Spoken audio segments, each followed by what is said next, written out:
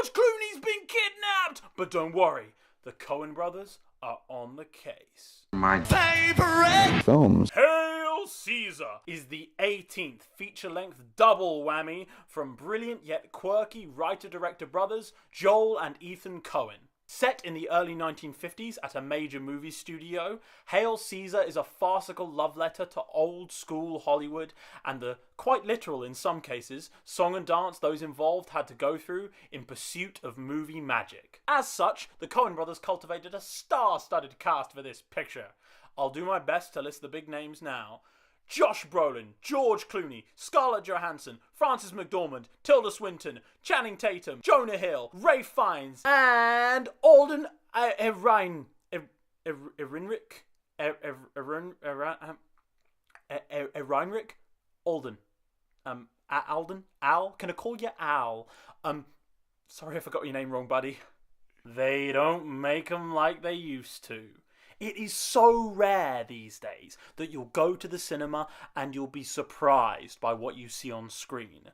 With the Coen brothers, though, that's almost a guarantee. No two of their films are alike.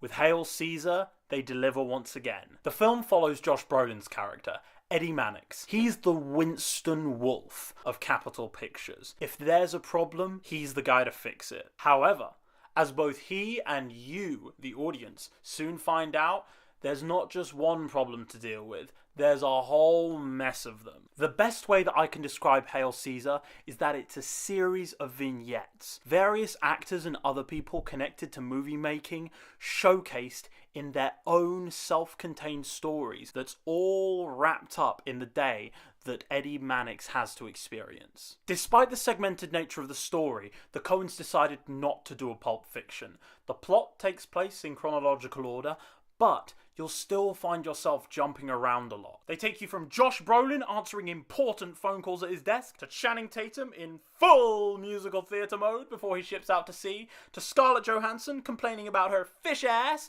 and deciding how to deal with a pregnancy, before you're back with George Clooney, who's been taken away to a peculiar Miami residence. If it sounds disjointed, that's because it is. And in my opinion, that is the film's only flaw. I never felt any of the sections dragged, but tonally, you're going from one bit to another so fast. Cut. It's a lot to take in, and not everyone's going to be on board with it. It's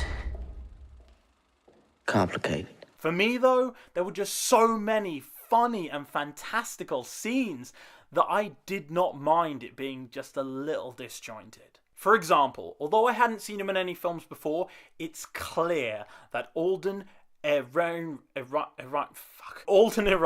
has some chops. One of the film's finest and funniest scenes sees his character, Hobie Doyle, an actor best known for spaghetti westerns, go up against the esteemed English director, Lawrence Lawrence, played by Ralph Fiennes. I know if I was in his shoes, I would have had some serious trouble matching Comedy Game with Ralph Fiennes. But, to his credit, Alden does an awesome job. I was practically rolling in the aisles. Yes, I'll be honest, there's a couple of times when the clashing themes and tones threaten to send the studio lights crashing down onto the actors below.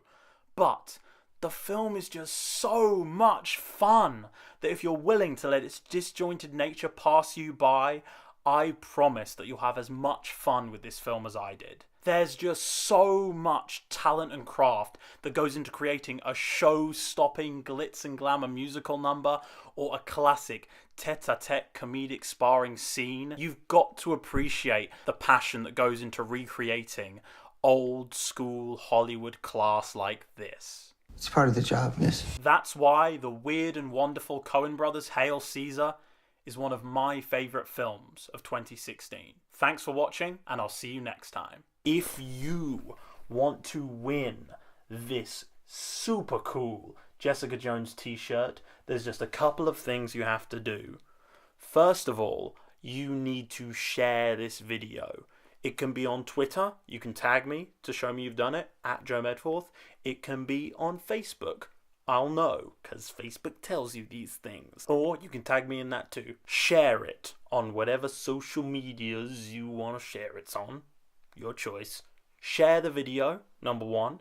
And number 2, comment either on YouTube or Facebook or Twitter with your favourite Marvel Cinematic Universe character. It can be anybody, but I want to know who your favourite Marvel Cinematic Universe character is and why. And by the way, I should tell you, this is a small t-shirt, but people who wear medium and large t-shirts, or other sizes, between those, do not be disappointed, because in a couple of weeks I have another giveaway, a bigger giveaway. We're talking multiple prizes, people. It's gonna be great, so that's your time. Cut!